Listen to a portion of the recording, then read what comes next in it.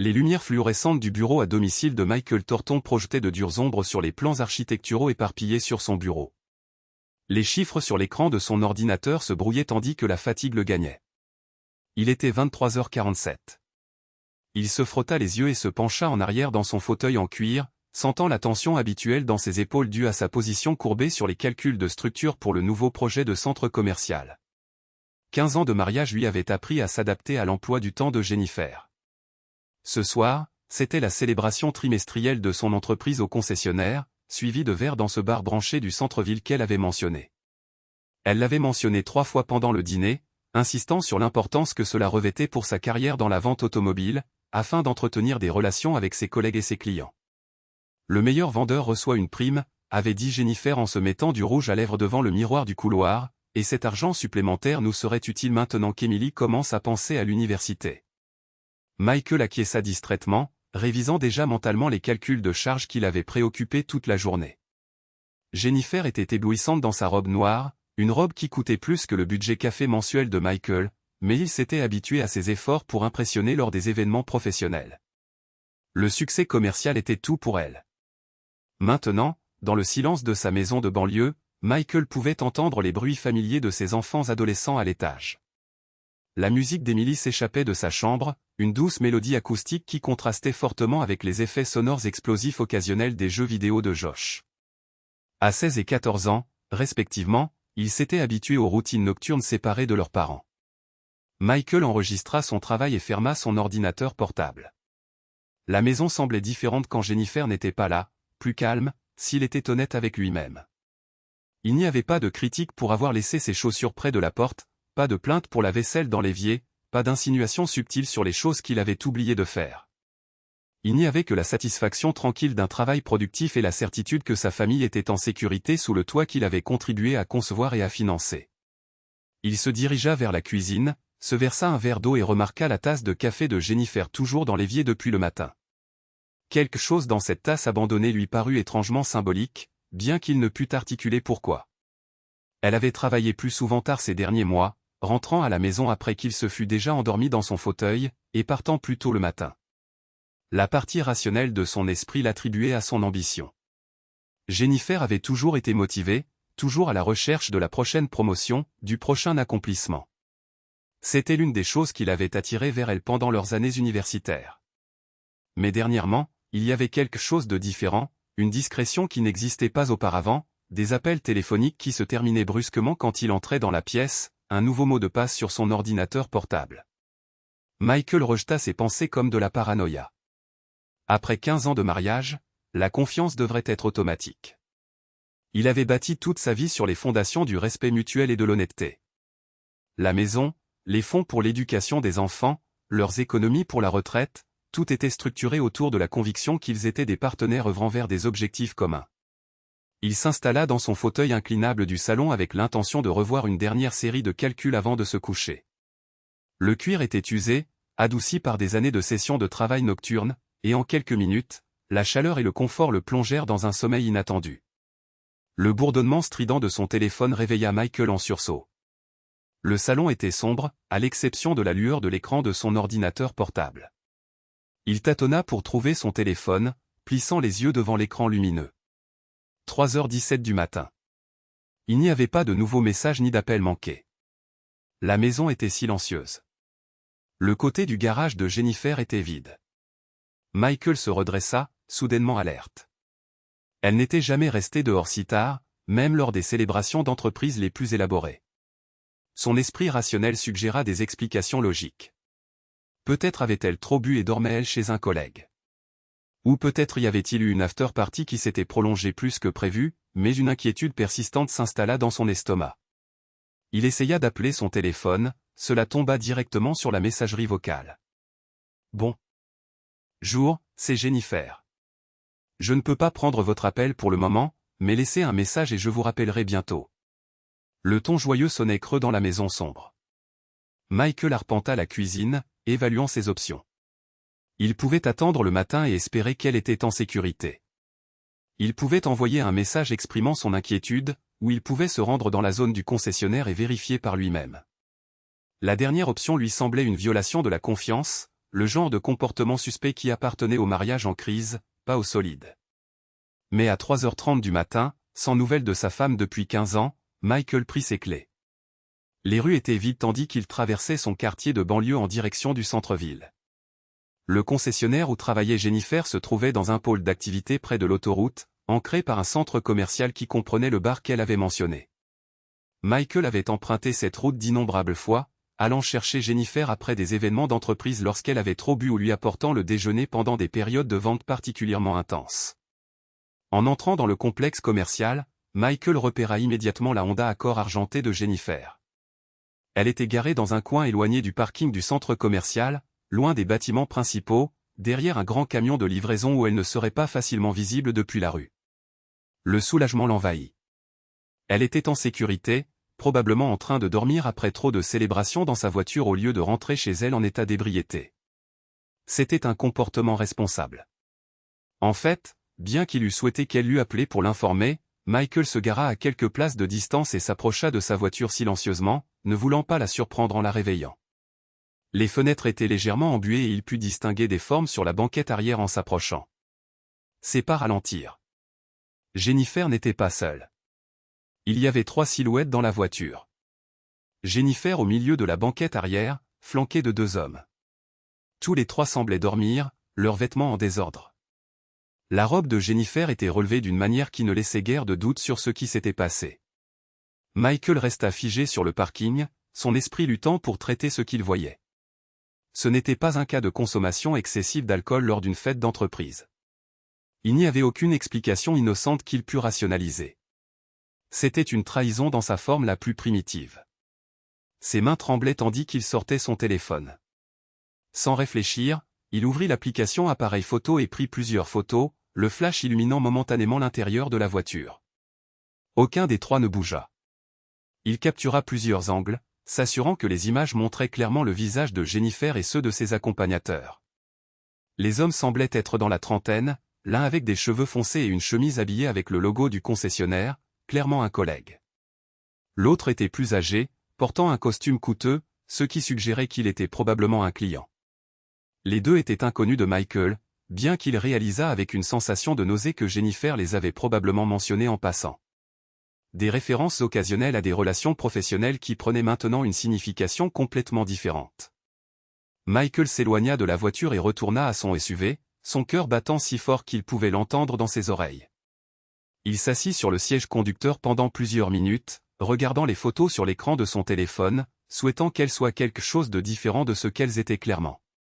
15 ans de mariage, 2 enfants, une hypothèque, des comptes bancaires partagés, des photos de vacances, des dîners d'anniversaire, des matins de Noël, tout construit sur ce qu'il comprenait maintenant être un fondement de mensonge. Le retour à la maison se déroula dans un flou. L'esprit de Michael oscillait entre l'incrédulité et une étrange clarté froide. Il arriva au garage à 4h15 du matin et resta dans l'obscurité, essayant de décider de la suite. Confrontation, demande d'explication, papier de divorce immédiat. Au lieu de cela, il entra et retourna à son fauteuil dans le salon, ouvrant son ordinateur portable comme si rien ne s'était passé. Mais au lieu de plans architecturaux, il se retrouva à rechercher des avocats spécialisés dans le divorce en Ohio. Jennifer rentra à la maison à 7h30 du matin, comme elle l'avait fait d'innombrables fois après des événements professionnels tardifs. Elle se déplaça silencieusement dans la maison, supposant que Michael et les enfants dormaient encore. Michael entendit sa voiture dans l'allée, le léger clic de la porte d'entrée. Les bruits doux de quelqu'un essayant de ne pas réveiller la maison. Il était assis à la table de la cuisine avec son café et son ordinateur portable quand elle apparut, l'air remarquablement posé pour quelqu'un qui avait passé la nuit dans une voiture avec 2 hommes. « Bonjour, chérie », dit-elle en l'embrassant sur la joue comme si c'était un jour comme les autres. « Désolé de rentrer si tard. La fête a duré plus longtemps que prévu et j'ai fini par rester chez Sarah au lieu de rentrer chez moi. » Michael leva les yeux de son écran, étudiant le visage de sa femme. Elle soutint son regard sans sourciller, son expression affichant juste la bonne quantité de gêne pour être restée dehors si tard. S'il n'avait pas vu les photos sur son téléphone, il l'aurait cru complètement. « Sarah du concessionnaire » demanda-t-il d'un ton désinvolte. « Et elle aussi a trop bu, alors nous avons pensé qu'il était plus sûr de dormir ensemble plutôt que de risquer de conduire. » Le mensonge sortit avec une telle fluidité, une telle aisance rôdait, que Michael se demanda combien d'autres mensonges il avait acceptés au fil des ans. Combien de réunions tardives, de dîners avec des clients et de soirées entre filles avaient en réalité été quelque chose de complètement différent. C'était intelligent, dit-il d'une voix ferme. La sécurité avant tout. Jennifer sourit et se dirigea vers les escaliers. Je vais prendre une douche et me changer avant que les enfants ne se réveillent. Je ne veux pas qu'ils pensent que leur mère est irresponsable. Michael la regarda partir, remarquant comment elle se déplaçait avec détermination plutôt qu'avec les pas prudents de quelqu'un ayant la gueule de bois. Ses cheveux étaient coiffés, son maquillage presque intact malgré avoir prétendument dormi dans une voiture. Elle avait clairement pris le temps de se refaire une beauté avant de rentrer chez elle. Pendant que l'eau de la douche commençait à couler à l'étage, Michael retourna à son ordinateur portable. Il avait déjà trouvé 3 avocats spécialisés dans le divorce avec d'excellentes critiques. Il avait également recherché des détectives privés, des stratégies de protection d'actifs et les lois sur la garde des enfants en Ohio. L'homme qui s'était couché la nuit précédente, faisant entièrement confiance à sa femme, n'existait plus. À sa place se trouvait quelqu'un qui comprenait que la confiance, une fois brisée, ne pourrait jamais être entièrement réparée. Mais plus que cela, c'était quelqu'un qui avait l'intention de s'assurer que si son mariage se terminait, ce ne serait pas lui qui serait détruit par le processus. Les 3 jours suivants se déroulèrent dans une normalité surréaliste. Jennifer reprit sa routine habituelle de café le matin, de conversations joyeuses avec les enfants, de rappels sur les prochaines visites universitaires d'Emily et l'horaire d'entraînement de basketball de Josh. Elle semblait, si tant est que ce soit possible, plus attentive que d'habitude, cuisinant le dîner préféré de Michael et s'enquérant de ses projets professionnels avec un intérêt renouvelé. Michael joua son rôle à la perfection, répondant à ses questions, participant aux discussions familiales et maintenant la façade d'un foyer stable, mais chaque moment libre était consacré à la recherche et à la planification. Le mardi, pendant sa pause déjeuner, il se rendit au cabinet de Robert King, un avocat spécialisé dans le divorce dont la réputation de préparation méticuleuse et de défense agressive l'avait impressionné lors de ses recherches. Le cabinet de King était situé dans un immeuble du centre-ville qui dégageait une impression de compétence et de discrétion, exactement ce dont Michael avait besoin. « Monsieur Thornton », dit King en lui serrant fermement la main. « Merci d'être venu. D'après votre appel téléphonique, je comprends que vous êtes confronté à une situation impliquant l'infidélité. » Michael s'était préparé à ce moment, organisant ses pensées et ses preuves en une présentation claire. Il montra à King les photos du samedi soir, expliqua la chronologie des événements et exprima ses préoccupations quant à la protection de ses actifs et à l'obtention de la garde de ses enfants. King examina attentivement les preuves, posant de temps à autre des questions de clarification. C'était un homme d'une 50aine d'années aux cheveux argentés et à l'attitude mesurée qui suggérait qu'il avait traité de nombreux cas similaires. « Ces photos sont assez claires », dit finalement King. « Et le fait que votre femme ait menti sur son emploi du temps suggère un schéma de tromperie. En Ohio, nous avons le divorce sans faute, mais la preuve d'adultère peut toujours avoir un impact sur les décisions concernant la division des actifs et la garde, surtout si nous pouvons démontrer que des fonds matrimoniaux ont été utilisés pour soutenir les liaisons. » « Que voulez-vous dire » demanda Michael. « Chambre d'hôtel, note de restaurant, cadeau. Si votre femme a utilisé des cartes de crédit, tes conjointes ou des comptes bancaires pour financer ses relations, cela pourrait être considéré comme une dissipation des actifs matrimoniaux. Cela renforce considérablement votre position. » Michael ressentit une froide satisfaction devant la minutie de l'approche de King. Il ne s'agissait pas de vengeance, mais de justice et de protection. « Je vous recommande de faire appel à un détective privé avant de poursuivre », continua King. 3 jours de preuves ne suffiront pas si votre femme conteste agressivement le divorce. Nous devons établir un modèle, documenter ses activités et, surtout, découvrir toute irrégularité financière. Combien de temps cela prendrait-il ? Quelques semaines, peut-être un mois. Je sais qu'il est difficile de maintenir une apparence de normalité pendant cette période, mais c'est crucial. Si votre femme soupçonne que vous montez un dossier, elle pourrait essayer de déplacer des actifs ou de prendre d'autres mesures défensives. King lui fournit les coordonnées de Sarah Mitchell, une détective privée spécialisée dans les affaires matrimoniales. Sarah est méticuleuse et discrète, assura-t-il à Michael. Elle rassemblera tout ce dont nous avons besoin pour protéger vos intérêts. En quittant le cabinet de King, Michael ressentit une étrange combinaison de crainte et de soulagement. Le processus était désormais en marche, guidé par des professionnels qui comprenaient les complexités du droit du divorce. Il n'agissait plus sous l'impulsion de l'émotion. Il suivait un plan stratégique conçu pour protéger ses enfants et son avenir financier. Sarah Mitchell ne ressemblait en rien aux idées préconçues de Michael sur un détective privé. C'était une femme d'une quarantaine d'années, aux cheveux blonds courts et à l'apparence professionnelle qui lui permettrait de se fondre dans n'importe quel environnement d'entreprise. Son bureau était spartiate, mais organisé, avec des classeurs qui suggéraient des années de cas réussis. Monsieur King m'a mis au courant des détails de base, dit-elle en parcourant le dossier.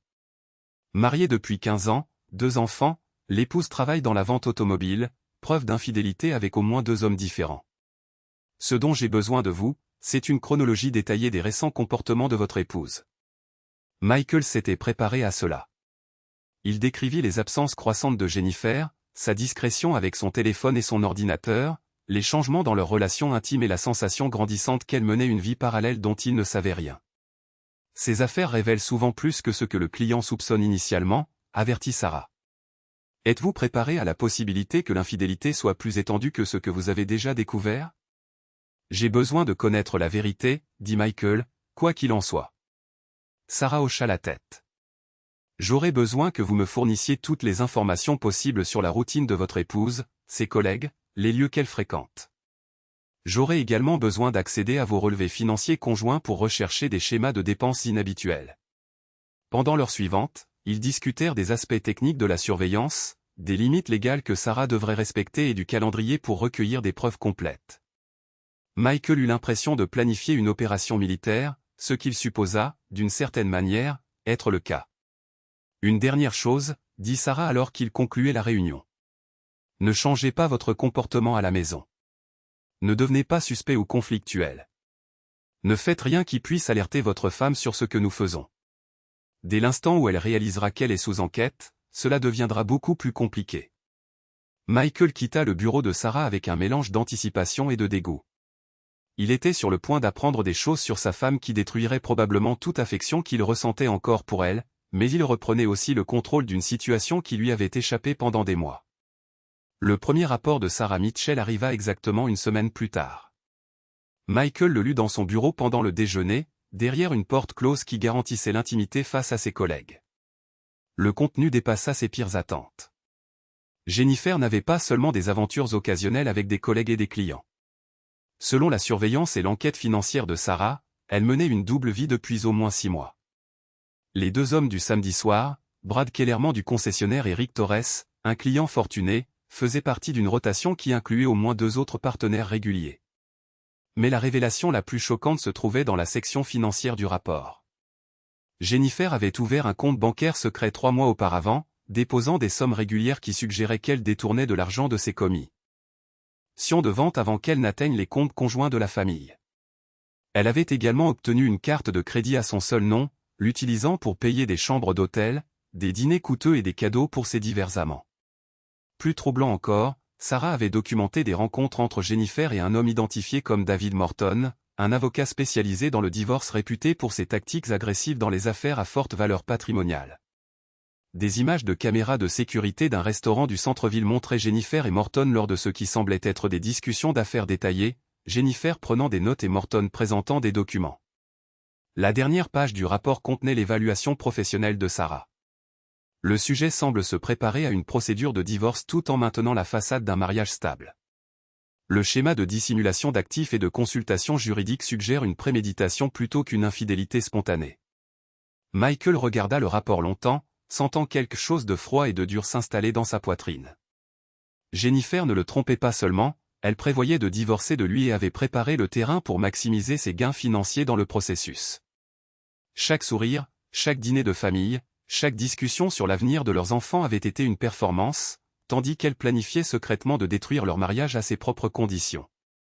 La femme à qui il avait confié son cœur, son foyer et le bien-être de ses enfants prévoyait de le trahir de toutes les manières possibles. Michael ferma le rapport et l'enferma à clé dans son bureau. Puis il ouvrit son ordinateur et commença à transférer des fonds de leur compte d'épargne conjoint vers un nouveau compte qu'il avait ouvert à son seul nom. Si Jennifer voulait jouer à des jeux financiers, elle découvrirait qu'il pouvait y jouer mieux. Le jeu ne consistait plus à sauver son mariage, mais à s'assurer que, lorsque la fin inévitable arriverait, ce ne serait pas lui qui serait détruit par ses plans soigneusement élaborés. Pendant qu'il travaillait, Michael ressentit une étrange sensation de clarté. L'homme qui avait aimé Jennifer inconditionnellement n'existait plus, remplacé par quelqu'un qui comprenait que certaines trahisons étaient si complètes, si calculées, qu'elles ne méritaient rien de moins qu'une défaite totale. Il avait 2 semaines avant que le prochain rapport de Sarah ne fournisse des preuves supplémentaires, 2 semaines pour préparer sa propre stratégie, tout en maintenant la fiction qu'il ignorait toujours la trahison de sa femme. 2 semaines pour s'assurer que lorsque la vérité éclaterait enfin, il serait celui qui aurait toutes les cartes en main. Michael attendit 3 semaines de plus avant de passer à l'action. 3 semaines à recueillir des preuves, à transférer des actifs et à observer sa femme maintenir sa mascarade élaborée. Les rapports de Sarah Mitchell avaient brossé un tableau si accablant que même Robert King, expérimenté dans les pires litiges matrimoniaux, avait sifflé bas en examinant le dossier complet. Le rapport final contenait des photos de surveillance couvrant 17 jours, des relevés financiers montrant le vol systématique d'actifs matrimoniaux et des conversations enregistrées entre Jennifer et son avocat spécialisé dans le divorce, discutant de stratégies pour maximiser l'accord tout en minimisant le pouvoir de négociation de Michael. La découverte la plus glaçante fut un appel téléphonique enregistré où Jennifer riait de l'ignorance pathétique de son mari tout en planifiant de prétendre qu'il était émotionnellement abusif pour s'attirer la sympathie du tribunal. Mais la preuve préférée de Michael était quelque chose que Jennifer ignorait. Un système de sécurité domestique complet qu'il avait installé 6 mois auparavant, suite à une série de cambriolages dans son quartier. Les caméras enregistraient tout. Chaque interaction, chaque conversation, chaque instant de leur prétendue vie familiale normale. Les images seraient inestimables pour démontrer l'absence totale de tout comportement abusif de sa part. Le jeudi soir 15 octobre, Michael arrangea pour qu'Emily et Josh passent le week-end chez son frère. Il leur dit qu'il était temps que leurs parents aient des conversations importantes sur l'avenir, et les 2 adolescents semblèrent comprendre que quelque chose de significatif se préparait. Emily, en particulier, avait observé ses parents avec la perception aiguë qui accompagne l'âge de 16 ans et la perspicacité. « Papa », dit-elle doucement en faisant son sac. « Quoi qu'il arrive, Josh et moi irons bien. » La simple maturité de sa déclaration brisa presque le calme de Michael. Ses enfants méritaient mieux que le chaos que leur mère était sur le point de déchaîner.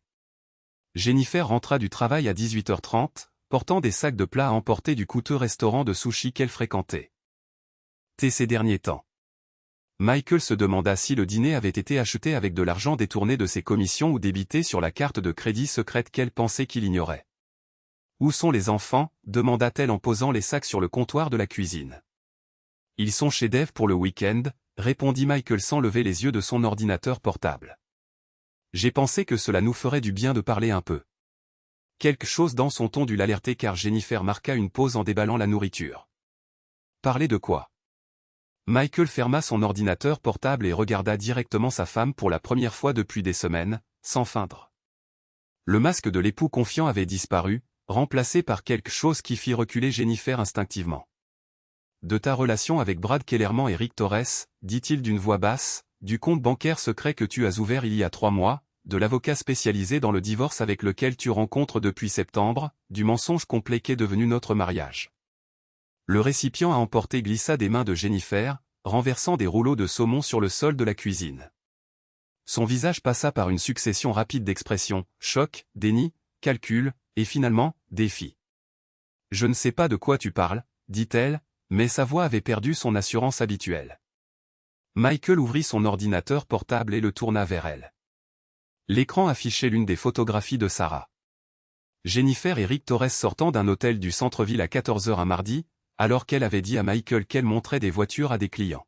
« Ceci a été pris mercredi dernier », dit Michael d'un ton conversationnel. « Voudrais-tu voir les photos de lundi ou peut-être le relevé bancaire montrant des dépôts sur un compte que je ne suis pas censé connaître ?» Jennifer regarda l'écran, son calme s'effritant. « Michael, puis-je expliquer ?» Il l'interrompit. « Non, tu ne peux pas, car il n'y a pas d'explication à une trahison systématique. Il n'y a pas de justification à voler l'argent de l'avenir de nos enfants. Il n'y a pas d'excuse à rencontrer un avocat spécialisé dans le divorce tout en prétendant être une épouse aimante. » Il cliqua sur une autre fenêtre affichant le 2e rapport de Sarah Mitchell. « Savais-tu que David Morton enregistre les consultations avec ses clients? Apparemment, il aime avoir une documentation lorsque les clients discutent de la fabrication d'accusations d'abus. Ta conversation sur le fait de me faire passer pour un mari contrôlant et émotionnellement instable a été particulièrement éclairante. Le sang se vida du visage de Jennifer. Tu m'as espionné. Je me protégeais, moi et nos enfants, d'une femme qui planifiait de détruire notre famille pour son propre bénéfice financier, répondit Michael. Sa voix resta calme, mais quelque chose de froid était entré dans ses yeux. La question est maintenant de savoir si tu veux gérer cela de manière calme et rationnelle ou si tu préfères rendre les choses aussi laides que possible. Le choc de Jennifer se transforma rapidement en la désespoir de quelqu'un acculé, le genre de désespoir qui rend les gens dangereux. Michael pouvait voir son esprit travailler, cherchant des angles, des moyens de reprendre le contrôle de la situation. Tu ne comprends pas, dit-elle d'un ton suppliant. J'ai fait des erreurs, oui, mais il ne s'agissait pas d'argent, il s'agissait de me sentir à nouveau vivante, de me sentir désirée. Tu travailles constamment, Michael. Tu ne m'as pas vraiment regardé depuis des années. Je me sentais invisible dans mon propre mariage. Michael avait anticipé cette approche, le récit de la victime, la tentative de rejeter la responsabilité sur lui. Combien d'argent as-tu volé, Jennifer? Je n'ai rien volé. C'était mes commissions. Combien? La fermeté de sa voix coupa son évasion. 37 000 $, admit-elle à voix basse. Plus les 17 000 $ de dette de carte de crédit pour tes liaisons, plus le coût de tes consultations juridiques secrètes. Les doigts de Michael se posèrent sur le clavier de l'ordinateur portable. J'ai déjà transféré nos actifs légitimes vers des comptes protégés. Ton accès à nos comptes chèques et d'épargne conjoints a été résilié. Les cartes de crédit ont été annulées. Les yeux de Jennifer s'écarquillèrent. Tu ne peux pas faire ça. J'ai besoin de ces comptes. Tu en avais besoin pour financer ta vie secrète. Cette vie est terminée. Michael se leva et se dirigea vers le tiroir de la cuisine, où il rangeait toujours les documents importants. Il en sortit une enveloppe de papier craft et la posa sur le comptoir entre eux. Les papiers du divorce, dit-il simplement. Je les déposerai demain matin. Tu as été notifié. Jennifer regarda l'enveloppe comme si c'était un serpent. Michael, s'il te plaît, nous pouvons surmonter ça. Je vais mettre fin à ces relations. Je rendrai l'argent. Pouvons-nous aller en thérapie? Non. Le seul mot avait une telle finalité que Jennifer frissonna. Mais les enfants, essaya-t-elle. Emily et Josh ont besoin de stabilité. Ils ont besoin d'une famille intacte. Ils ont besoin de parents qui incarnent l'intégrité et le respect. Ils ont besoin d'apprendre que les actions ont des conséquences. Ils ont besoin de comprendre que certaines trahisons sont impardonnables. La voix de Michael se durcit. Ce dont ils n'ont pas besoin, c'est de voir leur père cautionner les mensonges de leur mère.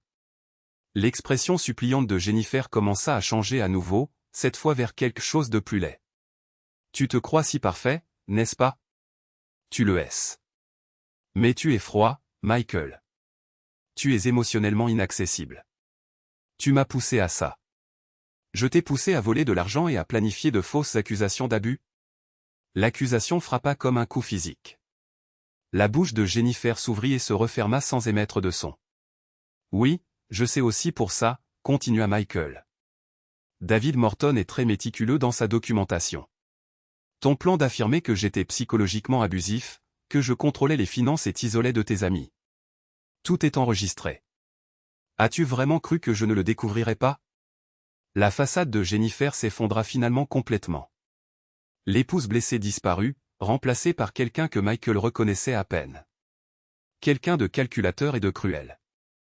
Bien, grogna-t-elle. Tu veux jouer dur? Je vais te montrer ce que c'est que de jouer dur. Je prendrai la moitié de tout ce pour quoi tu as travaillé. J'obtiendrai la garde des enfants et je m'assurerai qu'ils sachent quel genre d'homme est vraiment leur père. Je détruirai ta réputation, ta carrière, tout ce qui compte pour toi. Michael avait attendu ce moment, le point où la vraie nature de Jennifer se révélerait complètement. Il sortit son téléphone de sa poche et toucha l'écran pour arrêter un enregistrement qui avait fonctionné pendant toute leur conversation. Tout ce que tu viens de dire a été enregistré, lui dit-il. Avec tes précédentes menaces de fabriquer des accusations d'abus, j'imagine qu'un juge trouvera cela très intéressant. La fureur dans les yeux de Jennifer se mêlait maintenant à une peur authentique. Elle réalisait, peut-être pour la première fois, qu'elle ne contrôlait plus la situation. Tu vas le regretter, murmura-t-elle. Michael regarda sa femme de 15 ans. Il la regarda vraiment et ne ressentit rien d'autre qu'une froide déception. Je le regrette déjà, Jennifer. Je regrette de ne pas avoir vu qui tu étais vraiment il y a des années. Je regrette que nos enfants doivent apprendre que leur mère est capable de ce niveau de tromperie, mais je ne regrette pas de nous protéger, eux et moi, de tes méfaits supplémentaires. Jennifer quitta la maison cette nuit-là, n'emportant qu'une valise et sa voiture. Elle ne dit pas où elle allait et Michael ne demanda pas.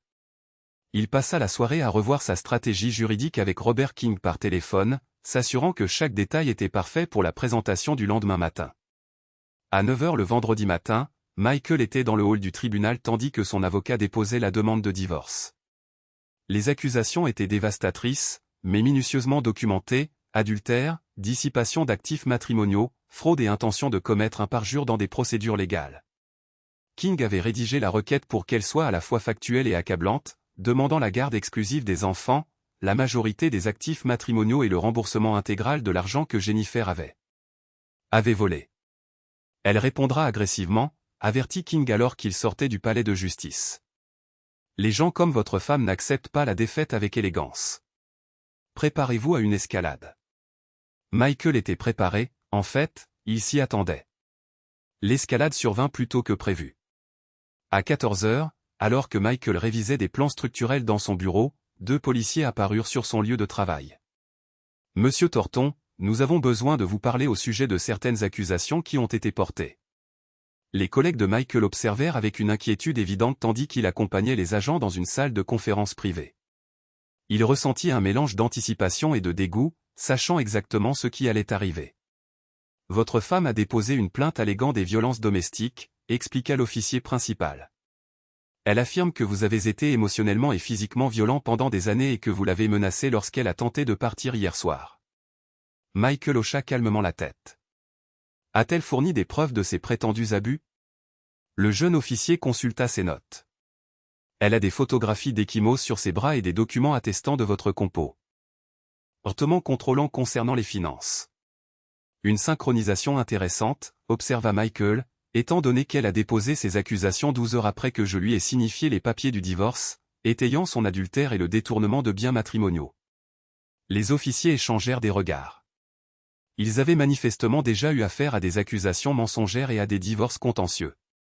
Cependant, l'officier principal déclara: « Nous devons enquêter de manière approfondie sur ces allégations. Seriez-vous disposé à venir au poste pour un interrogatoire ?» Bien sûr, répondit Michael, mais j'aimerais d'abord vous montrer quelque chose. Il sortit son téléphone et ouvrit une application connectée à son système de sécurité domestique. Ce sont des images en direct de notre maison. Le système enregistre en continu depuis les 6 derniers mois. Chaque interaction entre ma femme et moi a été documentée. Les officiers se penchèrent en avant tandis que Michael naviguait dans les archives. Voici la conversation d'hier soir où elle a menacé de détruire ma réputation et de porter de fausses accusations. Voici mardi dernier quand elle est rentrée d'une de ses liaisons. Voici il y a 3 semaines quand elle était prétendument effrayée par mon comportement contrôlant, mais qu'en réalité elle riait au téléphone de la facilité avec laquelle elle pouvait me tromper. Tandis que les images défilaient, Michael observa les expressions des officiers passer d'un scepticisme professionnel à une irritation évidente d'avoir perdu leur temps. Les Ekimos sur ses bras, continua Michael. Elles seraient apparues sur ces images si je les avais causées. Au lieu de cela, vous verrez que nous n'avons eu aucun contact physique de quelque sorte que ce soit depuis plus d'1 mois. Elle a évité toute intimité. Je suppose à cause de ces liaisons. L'officier principal ferma son carnet. Monsieur Thornton, nous devrons tout de même achever notre enquête, mais ces preuves sont convaincantes. Pouvez-vous nous fournir des copies des images pertinentes? Mon avocat a déjà préparé un dossier de documentation complet, dit Michael. Je peux le faire livrer à votre bureau dans l'heure. Tandis que les officiers s'en allaient, Michael ressentit une satisfaction sombre. Jennifer avait fait exactement son jeu, lui fournissant des preuves supplémentaires de sa propension à mentir et à manipuler pour son profit personnel. Ces fausses accusations allaient maintenant se retourner contre elle dans la procédure de divorce.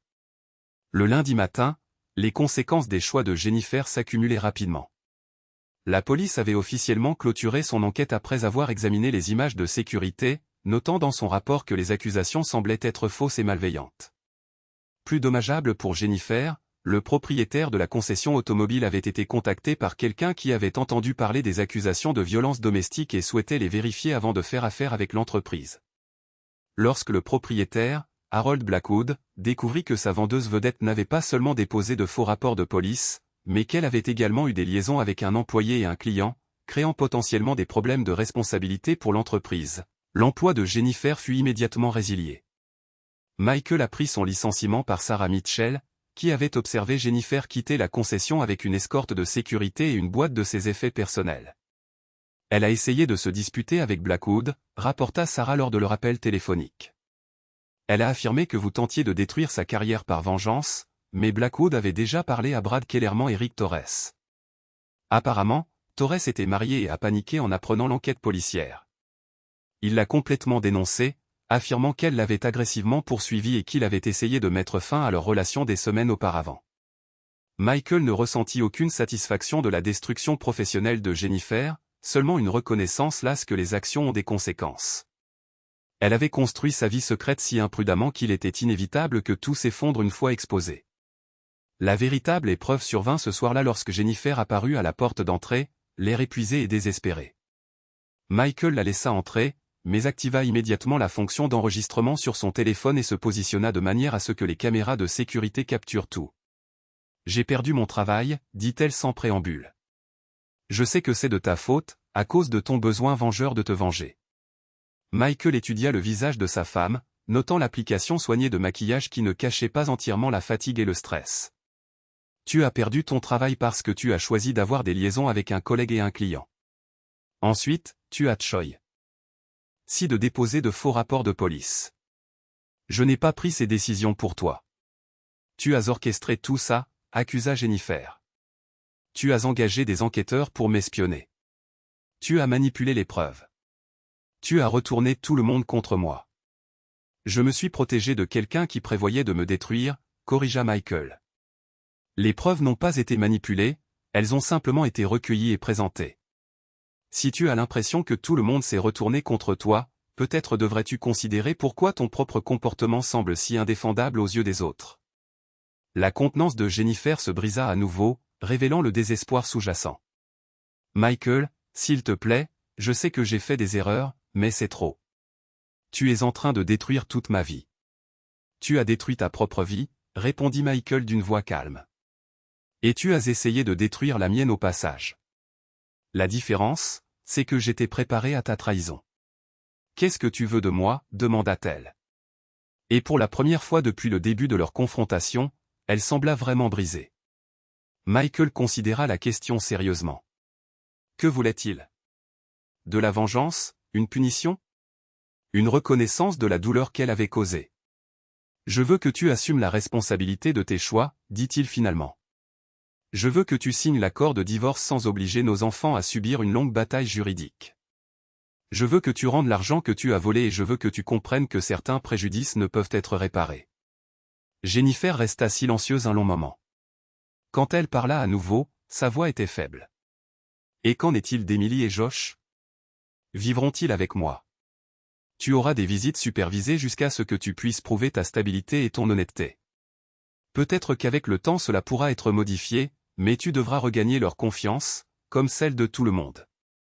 Ce sont aussi mes enfants. Alors tu aurais dû y penser avant de choisir de privilégier tes liaisons à ta famille. Michael marcha vers la porte et l'ouvrit. Les papiers du divorce sont clairs, Jennifer. Signe-les. Coopère avec la comptabilité financière et cela pourra se terminer relativement vite.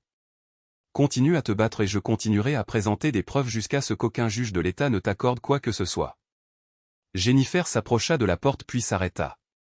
Je n'ai jamais voulu que ça aille aussi loin. Mais c'est allé aussi loin, répondit Michael. C'est ce qui compte maintenant. Après qu'elle soit partie, Michael resta dans sa maison vide et sentit le poids de 15 ans de mariage enfin se lever de ses épaules. Demain commencerait le processus de construction d'une nouvelle vie pour lui et ses enfants. Cette nuit-là, il apprécierait simplement le silence qui venait avec le fait de ne plus vivre un mensonge. Le jeu que Jennifer avait commencé était presque terminé et malgré ses derniers mouvements désespérés, Michael avait gagné de manière décisive, non par chance ou hasard, mais par préparation, patience et un engagement inébranlable envers la vérité. Certaines trahisons, réalisa-t-il, vous libéraient en réalité pour devenir quelqu'un de plus fort. Le tribunal de la famille du comté de Hamilton était un lieu conçu pour gérer la fin des rêves. Ses couloirs stériles et son éclairage fluorescent semblaient drainer la couleur de tout, ne laissant que la dure réalité de vie disséquée et redistribuée légalement. Michael Thornton était assis sur la chaise du demandeur à côté de Robert King, observant son avocat organiser le dossier accablant qui mettrait fin de manière permanente à son mariage de 15 ans. De l'autre côté de l'allée, Jennifer était avec son nouvel avocat, Marcus Webb, son troisième avocat en 6 semaines. Les 2 précédents s'étaient retirés de son cas après avoir examiné les preuves, l'un d'eux ayant même dit à King en privé qu'il ne pouvait pas représenter éthiquement quelqu'un qui prévoyait de commettre un parjure. Webb était plus jeune, plus ambitieux et apparemment prêt à défendre n'importe quelle position pour la juste rémunération. Les 2 derniers mois n'avaient pas été tendres avec Jennifer. Après avoir perdu son emploi à la concession, elle avait été contrainte de déménager dans un petit appartement de l'autre côté de la ville. Ses tentatives de trouver un nouvel emploi dans la vente avaient échoué spectaculairement. La nouvelle de son licenciement et les circonstances qui l'entouraient s'étaient rapidement répandues dans la communauté des affaires. Elle en était réduite à travailler à temps partiel dans un grand magasin, une chute significative par rapport à son poste précédent. La juge Patricia Hernandez entra dans la salle d'audience avec l'attitude directe de quelqu'un qui avait présidé d'innombrables désastres matrimoniaux. Elle était connue pour son impartialité, son intolérance aux théâtralités juridiques et son mépris. Est-ce pour les affaires impliquant de fausses accusations? C'est l'affaire Thornton contre Thornton, annonça-t-elle en s'installant derrière le prétoire. J'ai examiné les documents préliminaires et je dois dire que c'est l'un des cas les plus minutieusement documentés que j'ai rencontrés. Monsieur King, veuillez procéder à votre déclaration liminaire. Robert King se leva avec la confiance d'un avocat qui savait qu'il détenait une main imbattable. Votre honneur, cette affaire implique un niveau de trahison matrimoniale qui est choquant par son ampleur et calculé dans son exécution. La défendresse a non seulement participé à de multiples relations adultères sur une longue période, mais elle a systématiquement volé des biens matrimoniaux pour financer ces relations tout en planifiant activement de frauder le demandeur avec de fausses accusations d'abus. King exposa méthodiquement la chronologie, la découverte des liaisons, le compte bancaire secret, les rencontres avec les avocats de divorce, les faux rapports de police et le schéma de mensonge de Jennifer, qui se poursuivait même après avoir été confronté aux preuves. Les actions de la défenderesse représentent une violation complète du contrat matrimonial, continua King. Elle a violé tous les aspects de la confiance tout en travaillant activement à détruire la réputation et la sécurité financière du demandeur. Les preuves montreront qu'il ne s'agissait pas d'un cas de problèmes conjugaux ayant conduit à de mauvaises décisions, mais plutôt d'une campagne calculée de tromperie et de vol. Lorsque Webb se leva pour sa déclaration liminaire, Michael put voir l'avocat se débattre avec une position essentiellement impossible.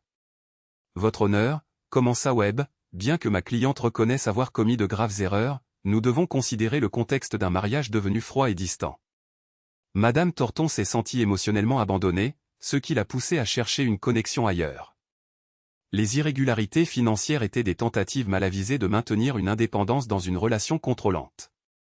La juge Hernandez sembla sceptique.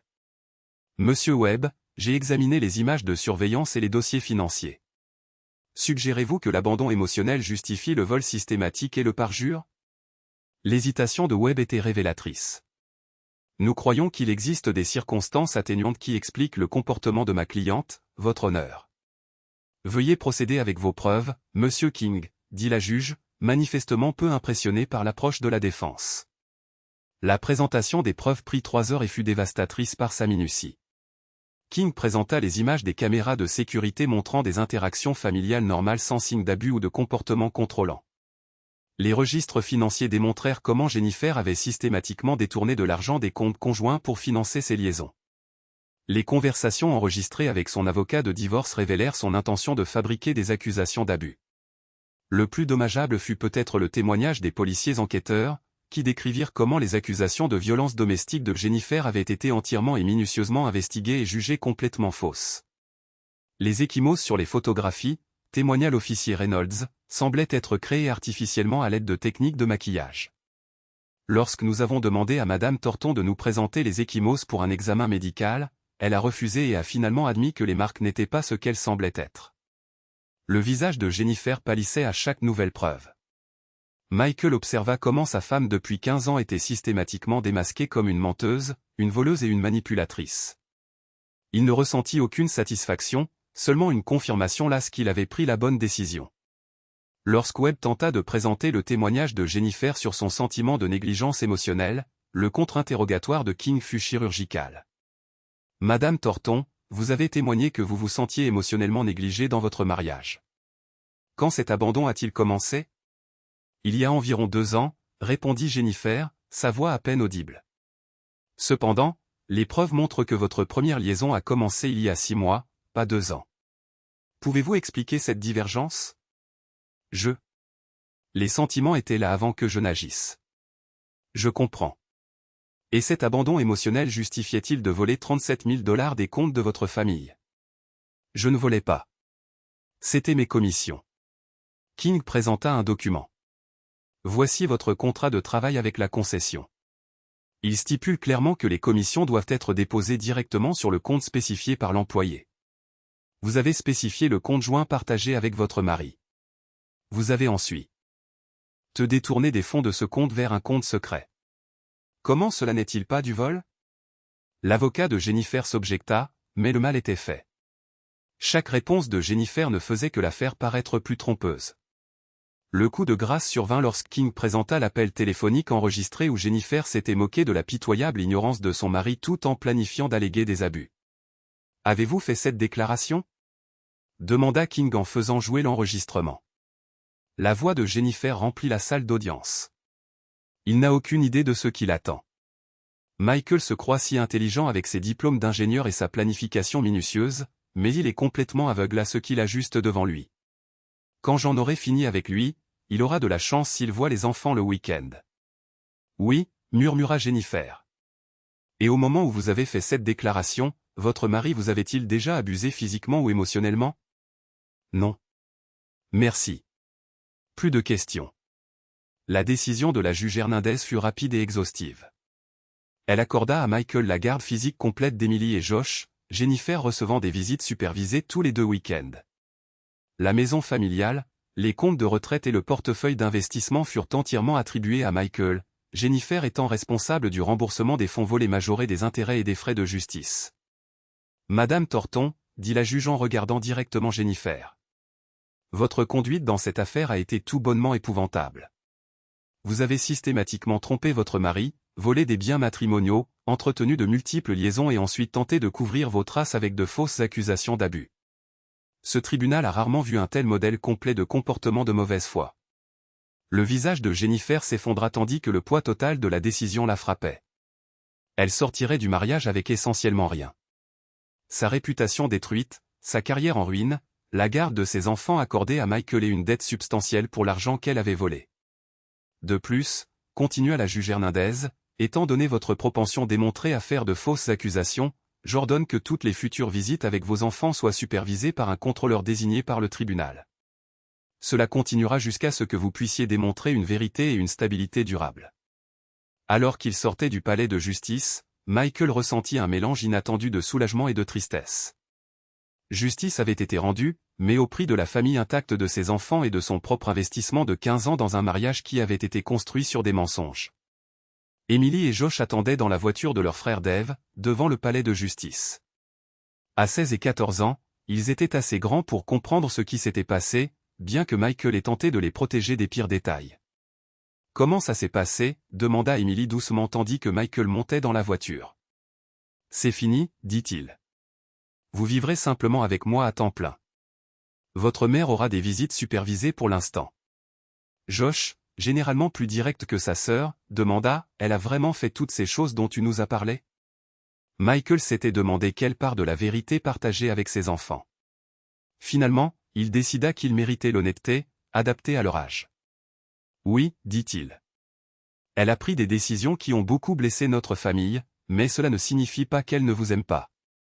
Cela signifie qu'elle a pris de très mauvaises décisions sur la façon de gérer ses problèmes. » Emily hocha la tête avec la sagesse de quelqu'un forcé de mûrir trop vite. On s'en doutait. Maman agissait bizarrement depuis des mois. Les 6 mois suivants se déroulèrent dans une étrange combinaison de guérison et d'adaptation. Michael embaucha une gouvernante pour l'aider à gérer les responsabilités domestiques qu'il n'avait jamais gérées seul. Emily s'efforça d'aider avec Josh, montrant une maturité qui rendait Michael à la fois fier et triste qu'elle ait été forcée de grandir si vite. Les visites supervisées de Jennifer étaient des affaires inconfortables, menées dans un bureau stérile des services familiaux. Emily et Josh étaient polis, mais distants, luttant clairement pour concilier la mère qu'ils connaissaient avec la femme dont les actions avaient détruit leur famille. Les tentatives de Jennifer pour expliquer son comportement ne faisaient qu'aggraver les choses, car ses justifications sonnaient creux même aux oreilles d'adolescents. Elle continue de dire qu'elle l'a fait parce qu'elle se sentait seule, dit Emily à Michael après une visite particulièrement difficile. Mais cela n'a aucun sens.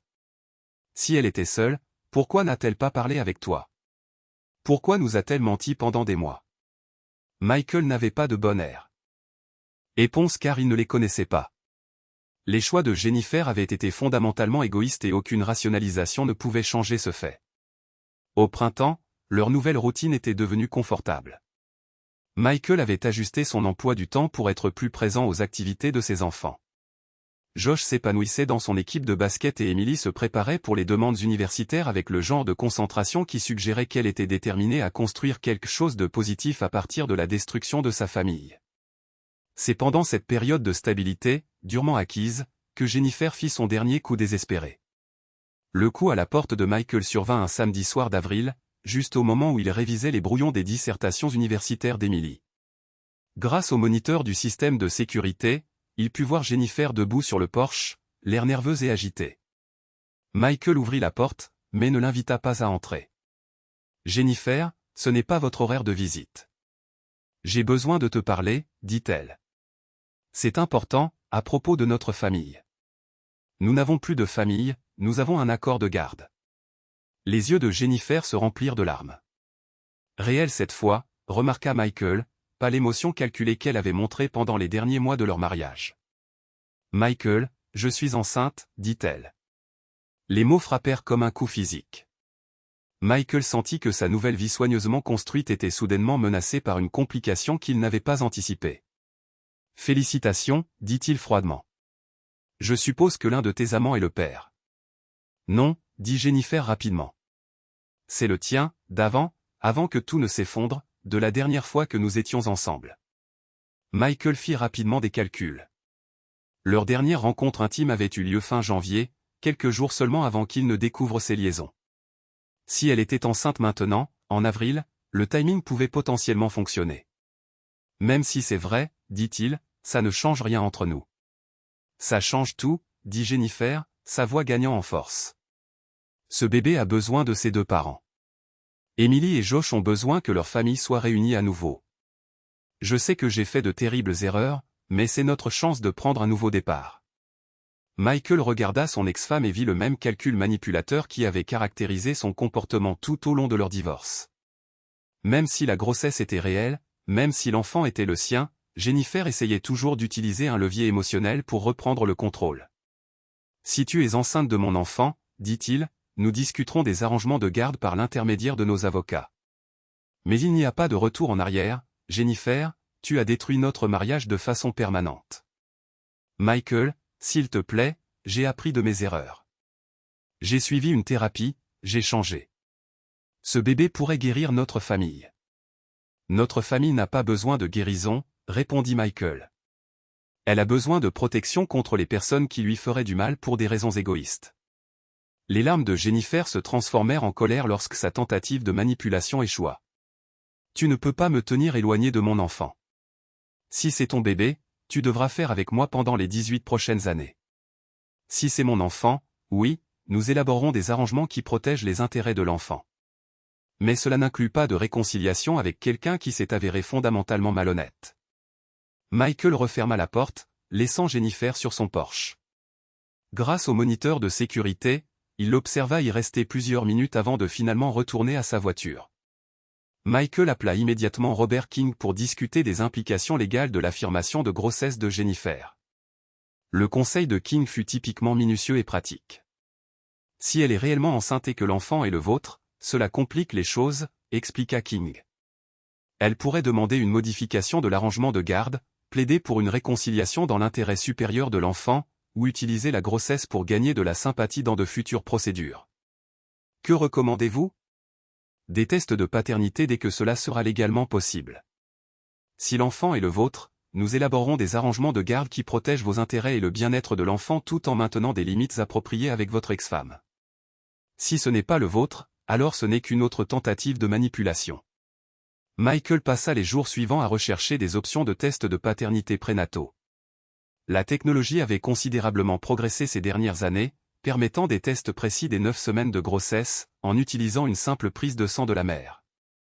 Lorsque Jennifer appela pour demander une renco NTRE afin de discuter de leur avenir, Michael accepta, mais seulement en présence de Robert King et avec la réunion enregistrée.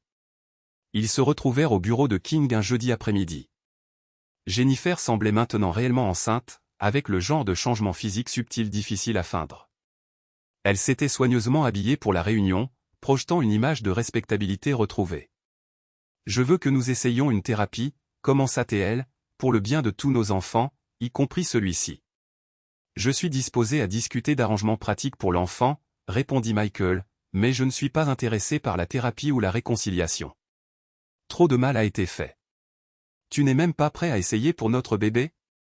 Je suis prêt à m'assurer que si cet enfant est le mien, il sera pris en charge de manière adéquate et aura accès à ses deux parents. Mais cela ne nécessite pas que nous soyons mariés ou même que nous ayons une relation amicale.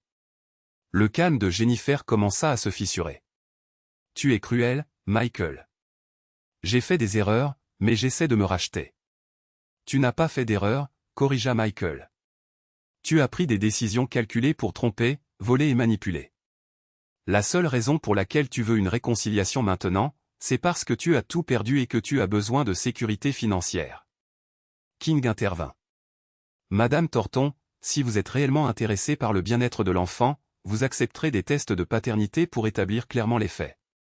Je n'ai pas besoin de tests, s'exclama Jennifer. Je sais qui est le père. Alors vous ne vous opposerez pas à le confirmer scientifiquement, dit Michael. L'hésitation de Jennifer fut révélatrice. Bien, mais quand les tests prouveront que c'est ton enfant, j'espère que tu reconsidéreras notre situation. Les tests éclaireront les arrangements de garde, répondit Michael. Rien de plus. Les résultats du test de paternité arrivèrent 3 semaines plus tard. Michael ouvrit l'enveloppe certifiée au bureau de King, son avocat servant de témoin des résultats. L'enfant n'était pas le sien. Selon l'analyse génétique, le père biologique était quelqu'un de complètement différent. Les tests avaient été effectués contre des échantillons de Brad Kellerman et Rick Torres, révélant Torres comme le véritable père. Michael ressentit un mélange complexe de soulagement et de dégoût. Soulagement de ne pas être lié à Jennifer par un autre enfant et dégoût qu'elle ait été prête à mentir sur quelque chose d'aussi fondamental pour le manipuler. King rédigea immédiatement une lettre à l'avocat de Jennifer, présentant les résultats du test et exigeant qu'elle cesse tout contact avec Michael, sauf si requis pour ses visites existantes avec Emily et Josh. La réponse de Jennifer fut rapide et désespérée. Elle appela Michael directement, violant l'accord de non-contact qu'ils avaient établi. Les tests sont faux, insista-t-elle. Rick Torres n'est pas le père. Ça doit être le cas, Jennifer. La science est claire. L'enfant n'est pas le mien. Mais j'ai besoin d'eux, nous avons besoin d'eux. Sa voix se brisa complètement. Michael, il ne me reste plus rien. J'ai perdu mon travail, ma réputation. Mes enfants me parlent à peine. Ce bébé allait être notre nouveau départ. Ce bébé allait être une autre manipulation, répondit Michael, comme tout ce que tu as fait au cours de la dernière année. S'il te plaît, je sais que je ne mérite pas de pardon, mais je t'en supplie. Aide-moi à trouver comment arranger ça. Michael ressentit un instant quelque chose qui aurait pu être de la pitié, mais cela passa rapidement. Tu arranges ça en acceptant la responsabilité de tes choix et en construisant une nouvelle vie basée sur l'honnêteté. Mais tu le fais loin de moi et de mes enfants. Nos enfants. Emily et Josh ont exprimé clairement leurs sentiments. Ils m'ont demandé de solliciter la fin de vos visites. Le silence au téléphone s'étendit si longtemps que Michael se demanda si Jennifer avait raccroché. Ils ne veulent plus me voir, murmura-t-elle finalement. Ils ne te font plus confiance, et franchement, moi non plus. Les dernières procédures légales furent étonnamment brèves. L'avocat de Jennifer demanda la fin des arrangements de visite supervisés, alléguant que sa cliente déménageait hors de l'État et ne pouvait plus respecter le calendrier. Emily et Josh, maintenant âgés de 17 et 15 ans, demandèrent formellement la fin complète des visites. La juge Hernandez, examinant le cas pour la dernière fois, nota le schéma de tromperie qui avait continué même après la finalisation du divorce. Madame Thornton, dit-elle, votre tentative d'utiliser une fausse affirmation de grossesse pour manipuler votre ex-mari démontre que vous n'avez rien appris des conséquences de votre comportement antérieur. Étant donné que vos propres enfants ont demandé la fin des V. Isit et compte tenu de votre modèle continu de malhonnêteté, j'accède à leur demande. Michael demanda et reçut également une ordonnance restrictive interdisant à Jennifer de le contacter ou de s'approcher à moins de 500 pieds de son domicile, de son lieu de travail ou des écoles des enfants. Alors qu'il quittait le palais de justice pour la dernière fois, Emily passa son bras dans celui de Michael. « C'est vraiment fini maintenant, n'est-ce pas » demanda-t-elle. « Oui, dit Michael. C'est fini. » Josh, marchant de l'autre côté de Michael, resta silencieux un instant avant de parler. « Papa, tu penses qu'elle comprendra un jour ce qu'elle a mal fait » Michael considéra la question sérieusement. « Je ne sais pas, mon fils. Certaines personnes sont capables d'un véritable changement, et d'autres continuent simplement à faire les mêmes erreurs de différentes manières. Dans tous les cas, ce n'est pas notre responsabilité de le découvrir. » Cette nuit-là, dans le calme de sa maison, véritablement sienne maintenant, sans l'ombre de la tromperie planant sur elle, Michael réfléchit au long chemin parcouru de la découverte à la résolution.